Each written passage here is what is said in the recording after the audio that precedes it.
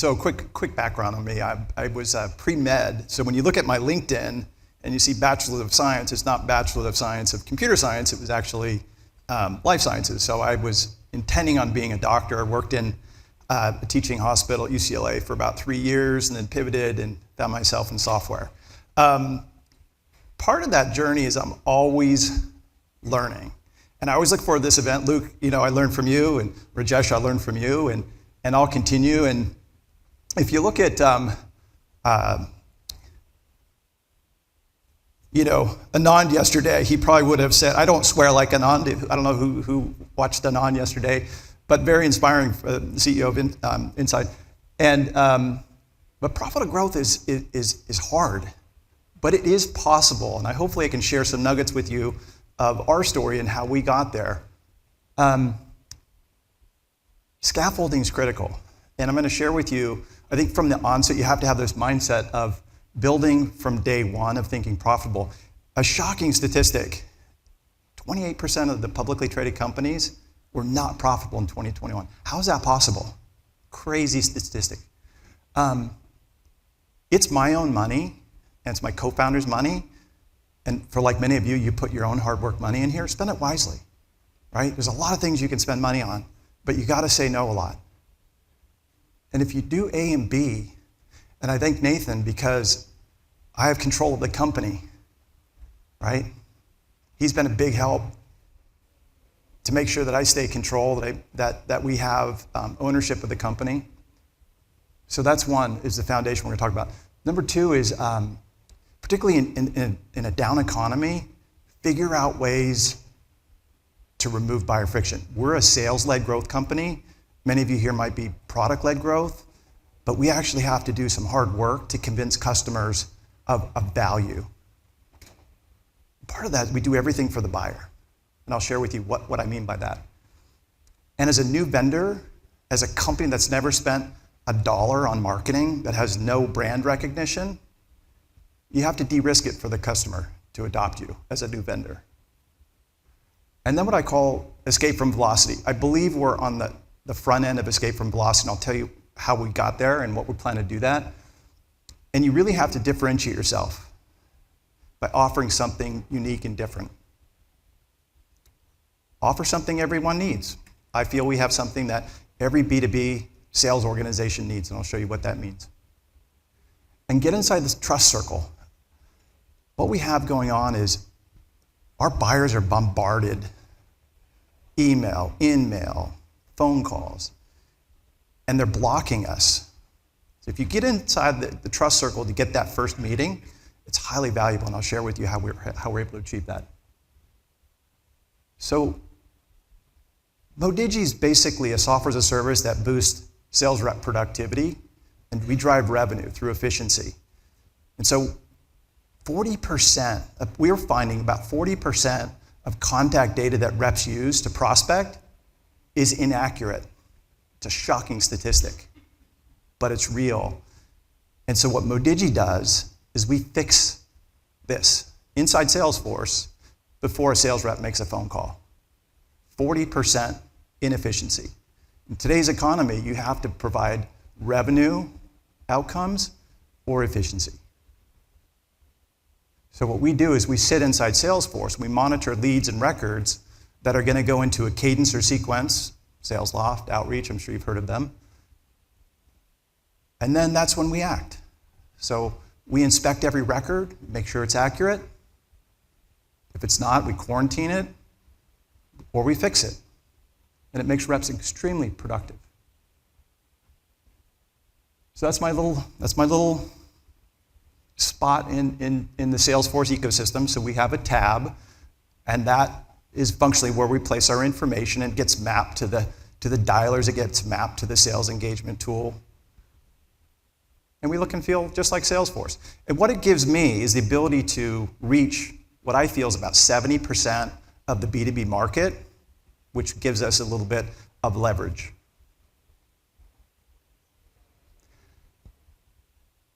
I don't know how many of you can relate to this, but I can sell without a CRM. I can sell without intent data. I can sell without conversational intelligence. These are wonderful technologies I can sell without a sales engagement tool. I just need a spreadsheet, and I have to have the contact information for my buyer. Otherwise, it's a non-starter for anything else. So where we find ourselves, when we thought about where we would place Modigie in the ecosystem, there's lots of wonderful sales tech out there, is we're the last mile. We're cleaning everything up. Otherwise, all those tools to record conversations and train against conversations, the intent signals, who's my high-fit buyer, they're ready to buy. If you can't reach them, it's a waste of money. And so that's part of our sales motion. So as people that know me know I love live music. And I just moved to Nashville from the Bay Area. It's a wonderful town. Anybody been to Nashville, live in that? Yeah. There's music everywhere. And so when I think about this, the way that we started our company, it's like a three-man band. Rush, great band. Beastie Boys, since we're in New York, great band. The Police, that didn't go so well, right? They broke up. But right now we founded this company based on the ability to produce wonderful music with just 3 people initially. And there's a lot of crossover between what I do and what my co-founder CRO does and what our COO does. Look at, so I call it the Swiss Army knife. But we all come together. We're all around innovation. All 3 of us get together on innovation. 2 of us focus on lead gen and sales. And then we have a COO who really is incredibly talented that runs not only operations, he runs product, he runs technology, he runs customer success, which I do as well. And so that would cost a lot of money if you had specific people to fill those roles. Expert advisors, this came out of Anand's, I'm keeping score on what Anand said yesterday. Don't believe you have to raise VC, did not raise VC. Don't be afraid to hire expert advisors. So we have advisors. I have a president of a telecom company because we're dealing with mobile phone information. I thought it was important to have that. We have Google on our advisory board, a technologist, a lead technologist at Google. We have the cost of legal, oh my God, $850 an hour. So one of my advisors is an attorney, but he also worked at SAP on the deal desk. He worked at DocuSign. He built their go-to-market strategy. And privacy compliance. But I also have people on my board from RingCentral and Lacework, which raised more money than any cybersecurity company in a single round. So we're stacking the deck of things I can't do that I need expert advisors. So check on and on. Thank you. Don't believe your own hype. We haven't hyped anything. We've spent $0 on marketing. We've aggregated our customers through just hard work and grit. And now we might go out to market and tell the world of what we're doing.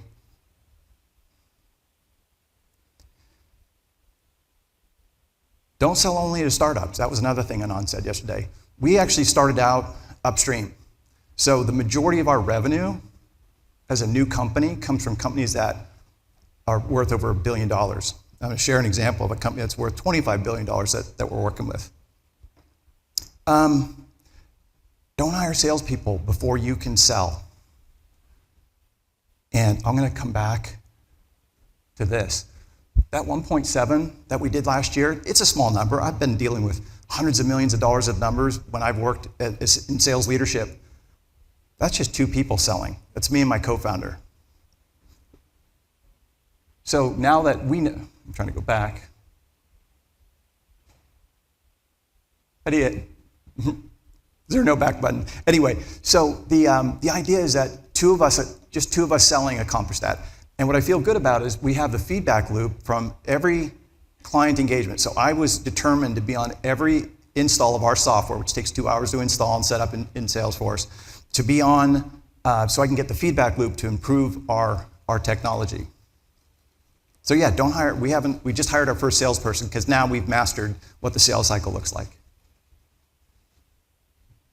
In 2022, we were at to hire that individual and to hire my first customer success manager, came to Nathan to get a tranche of money to help us scale and grow for growth. And here are the numbers. I'm not afraid to show it. And at the end, I'll show you my pro forma for the next 24 months. or next 2 years. But we made profit last year, and we made profit this year, in 2021 we made profit, in 2022 we made profit. We were a services company in 2020, and we didn't launch our product till Q1 of 2021. So this is, hopefully I share some nuggets with you about, so in a down economy, you gotta do a lot of extra, go through a lot of extra hoops for buyers. I have a couple fun stories. But one, I'm gonna show you what a value report looks like. So I heard, Luke, you talked about data-driven. Almost everything is data-driven, particularly the type of deal sizes that we're working on. And you have to prove that you can solve a problem. So come up with a use case or two, prove it out empirically through data, and then increase, it has to be around increasing revenue, increasing productivity. A lot of companies are doing more with less, obviously. I mentioned earlier, de-risk it as a new vendor. So because we have a Salesforce managed package, we took change off the table. One of the things that we run into in B2B sales is I don't have enough people. Not me, but the buyer. They're too busy. You look redundant, right? Change management. I can't take my sales guy, I have fewer cycles to spend learning a new tool. And because you don't have to learn a new tool, I took that off the table. Get creative when it comes to making deals. We're a SaaS that has a 12-month subscription. That's our typical contract.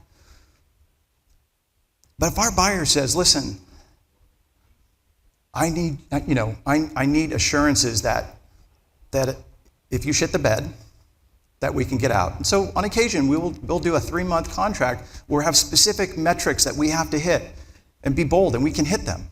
And so I can write that into a contract. It hasn't failed us yet. This is a fun one. So a cybersecurity company we're working with, we had about a $150,000 deal on the table. And if you recall, at the end of last quarter, POs, that anything I had like 50,000 or 100,000 had to go to a higher level of authority. And so our procurement basically said, listen guys, if you take a $99,999 PO, we can cut you a PO, or you can wait for 2 weeks. Take the PO, get off the table. And so we did. And then now our job is just to make sure that the deal goes well, so we get our upsell. There's the PO. So I mentioned being data-driven, right?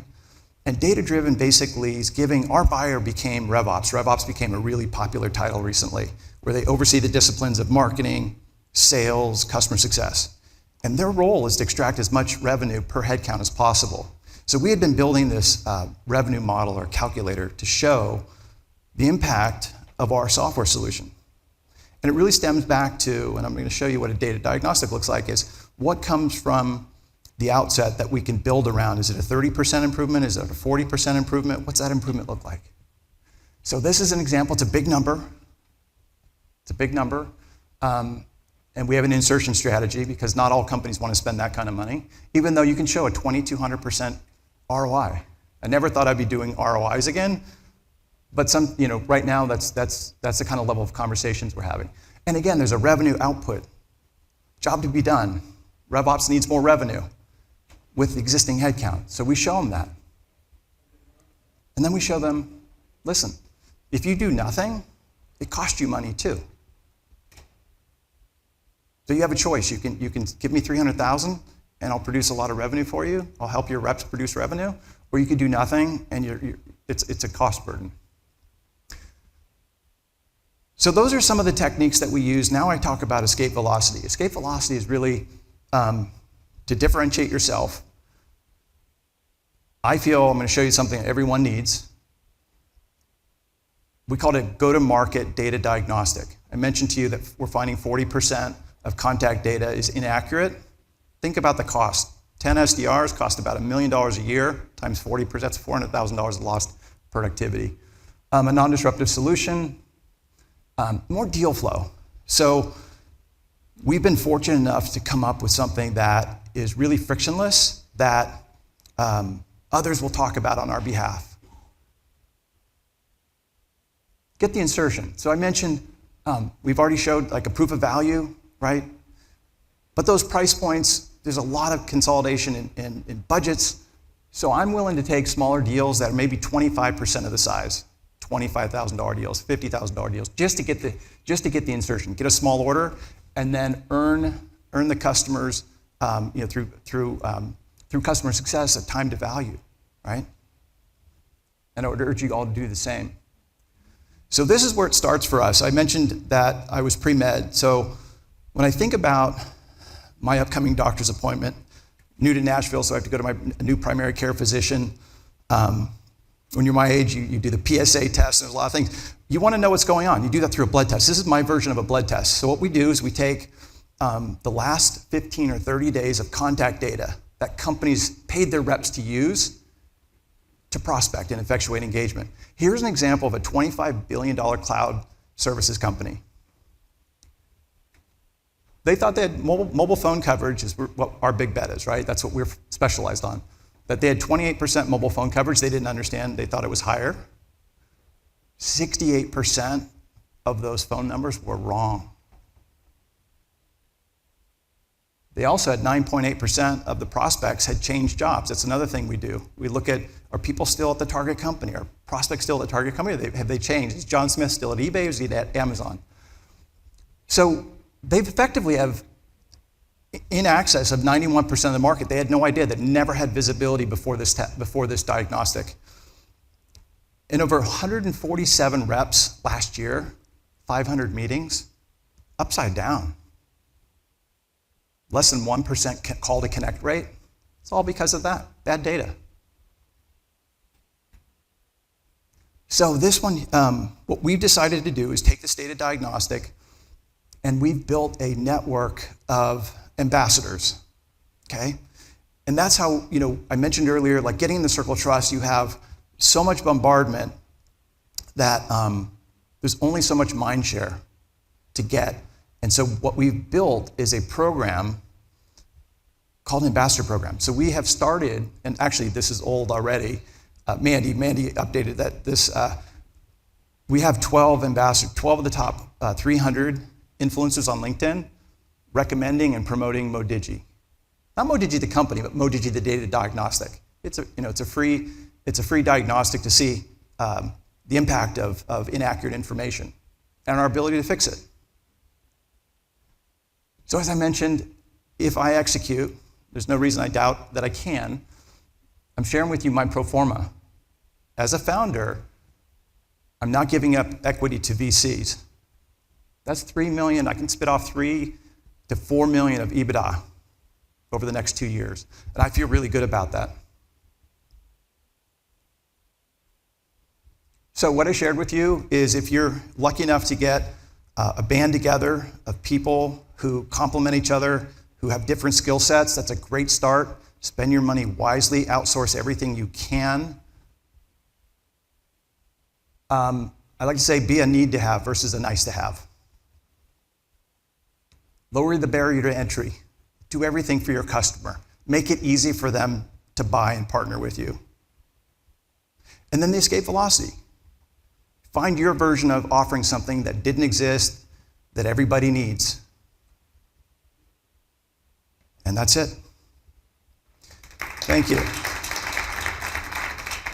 If the data diagnostic resonates with you, that's a website specific for this event. We'll prioritize you and your business.